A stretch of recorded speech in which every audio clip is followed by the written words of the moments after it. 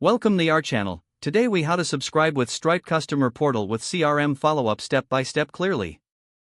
To set up subscriptions with the Stripe Customer Portal, start by logging into your Stripe dashboard. Navigate to the Customer Portal section. Enable the Customer Portal if you haven't done so already. Next, configure the portal settings according to your subscription plans. Make sure to customize the branding and appearance to match your company's identity.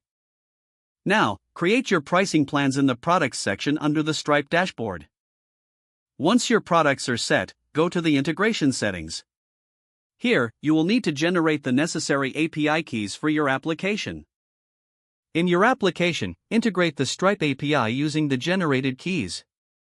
After the customer object is created, send the user to the Stripe Customer Portal link. This link will allow users to manage their subscriptions easily. Once a user completes the subscription through the portal, capture the webhook event in your system. Make sure to listen for subscription-related events such as customer.subscription.created and customer. In your CRM system, set up a follow-up automation based on these webhook events. Customize your follow-up message to include relevant information and resources. Finally, monitor your subscriptions regularly within the Stripe dashboard and your CRM. Make adjustments to your subscription offerings as needed based on customer feedback and usage data. If the page does not load, refresh the browser or try again in a private or incognito window.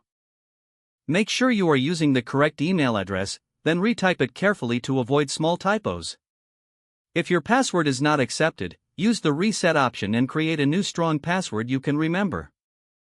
Check your spam folder for verification or security emails, then complete any requested confirmation steps. Enable two-factor authentication if available to improve account security and reduce unauthorized access risk. After signing in, review your profile details so your contact information and settings are accurate and current. If you see an error message, note it down and try again after restarting your device and internet connection. Log out when you finish, especially on shared devices, to keep your account and payment information secure. If the page does not load, refresh the browser or try again in a private or incognito window. Make sure you are using the correct email address, then retype it carefully to avoid small typos. If your password is not accepted, use the reset option and create a new strong password you can remember. Don't forget to like this video and subscribe to our channel for more step-by-step tech guides.